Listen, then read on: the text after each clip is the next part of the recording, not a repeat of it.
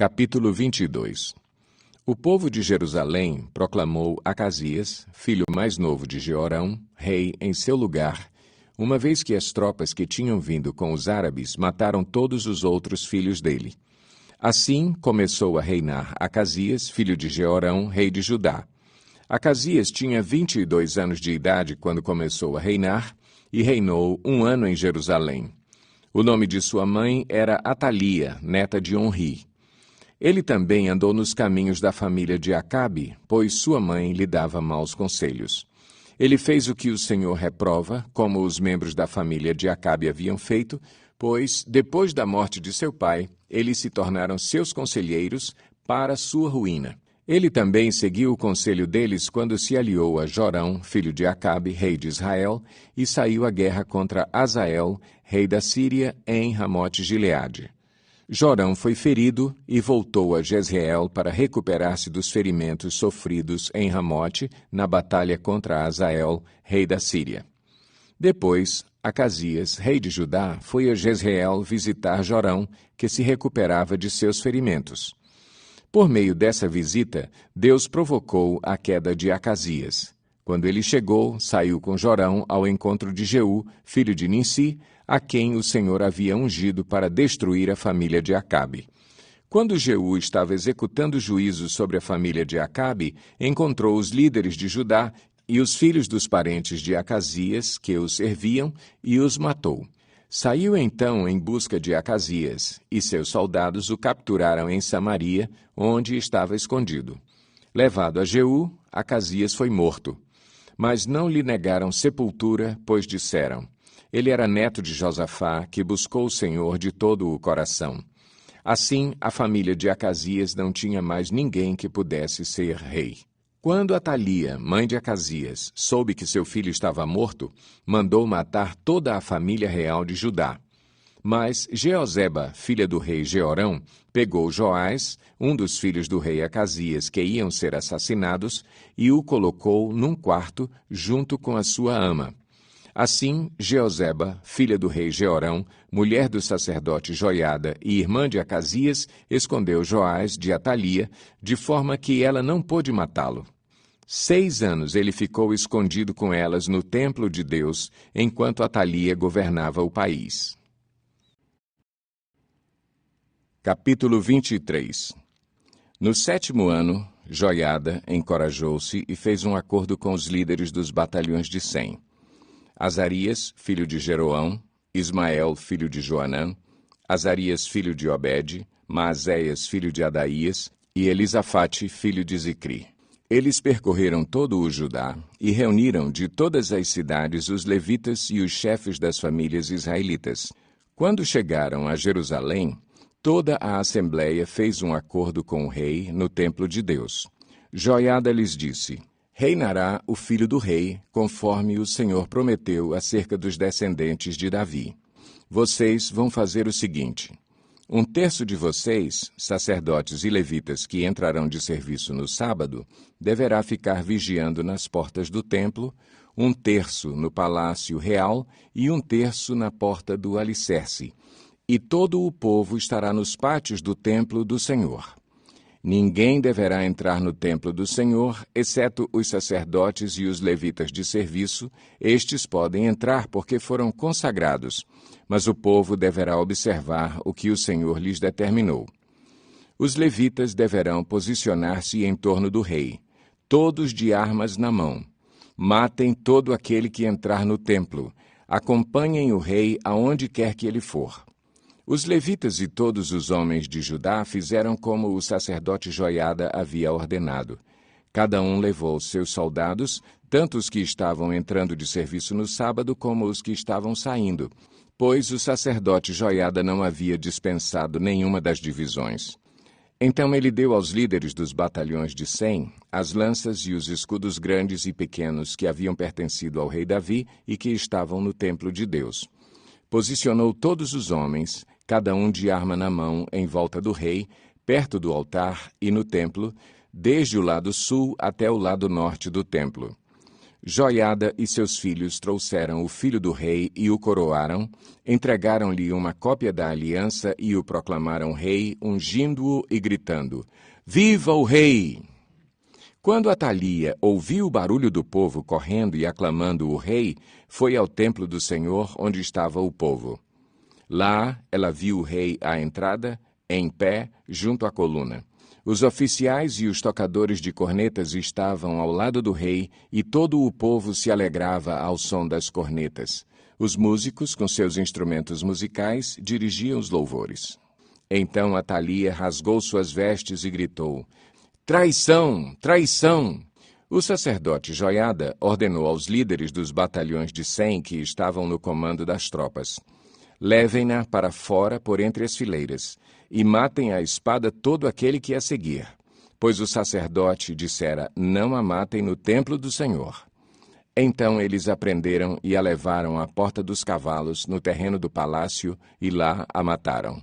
E Joiada fez um acordo pelo qual ele, o povo e o rei seriam o povo do Senhor. Então todo o povo foi ao templo de Baal e o derrubou.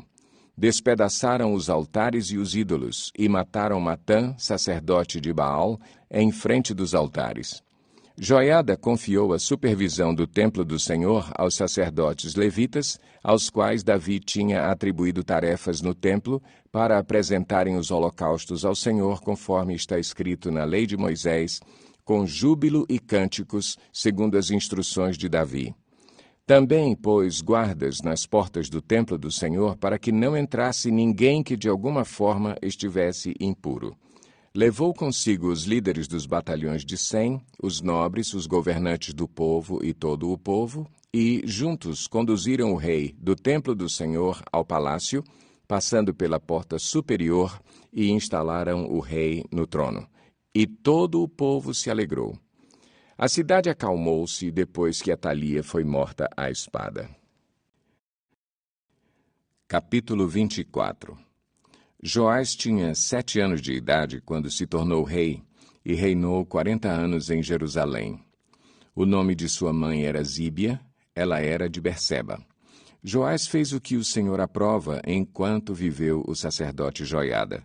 Este escolheu para Joás 2 mulheres e ele teve filhos e filhas. Algum tempo depois, Joás decidiu fazer reparos no templo do Senhor. Ele reuniu os sacerdotes e os levitas e lhes disse: Vão às cidades de Judá e recolham o imposto devido anualmente por todo o Israel para fazer reparos no templo de seu Deus. Vão agora mesmo. Os levitas, porém, não agiram imediatamente. Por isso o rei convocou Joiada, o sumo sacerdote, e lhe perguntou: Por que você não exigiu que os levitas trouxessem de Judá e de Jerusalém o imposto determinado por Moisés, servo do Senhor, e pela Assembleia de Israel para a tenda da Arca da Aliança? De fato, Atalia, aquela mulher ímpia, e os seus filhos tinham arrombado o templo de Deus e tinham até usado os seus objetos sagrados para cultuar os Baalins. Então, por ordem do rei, fizeram uma caixa e a colocaram do lado de fora, à entrada do templo do Senhor. Fez-se a seguir uma proclamação em Judá e em Jerusalém para que trouxessem ao Senhor o imposto que Moisés, servo de Deus, havia exigido de Israel no deserto. Todos os líderes e todo o povo trouxeram com alegria as suas contribuições, colocando-as na caixa até enchê-la. Sempre que os levitas levavam a caixa até os supervisores do rei, e estes viam que havia muita prata, o secretário real e o oficial do sumo sacerdote esvaziavam-na e a levavam de volta. Fazendo isso regularmente, ajuntaram uma grande quantidade de prata. O rei e Joiada entregavam essa prata aos homens que executavam os trabalhos necessários no templo do Senhor. Eles contratavam pedreiros, carpinteiros e também operários que trabalhavam em ferro e em bronze para restaurarem o templo do Senhor. Os homens encarregados do trabalho eram diligentes, o que garantiu o progresso da obra de reforma. Eles reconstruíram o templo de Deus de acordo com o modelo original e o reforçaram.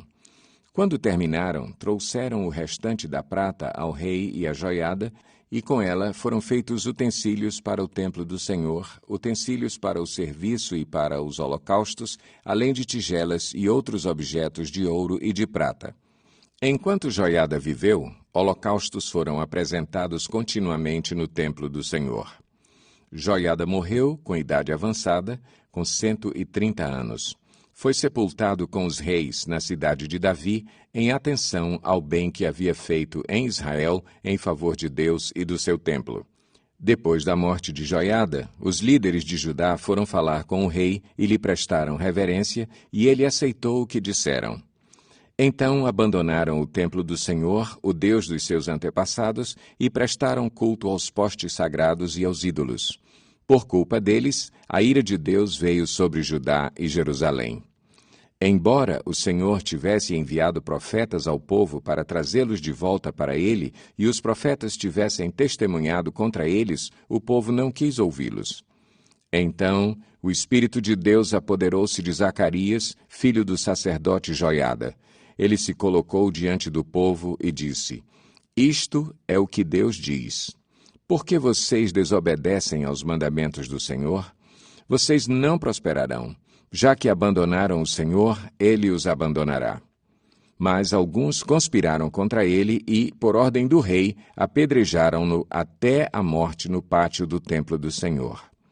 O rei Joás não levou em conta que Joiada, pai de Zacarias, tinha sido bondoso com ele e matou seu filho.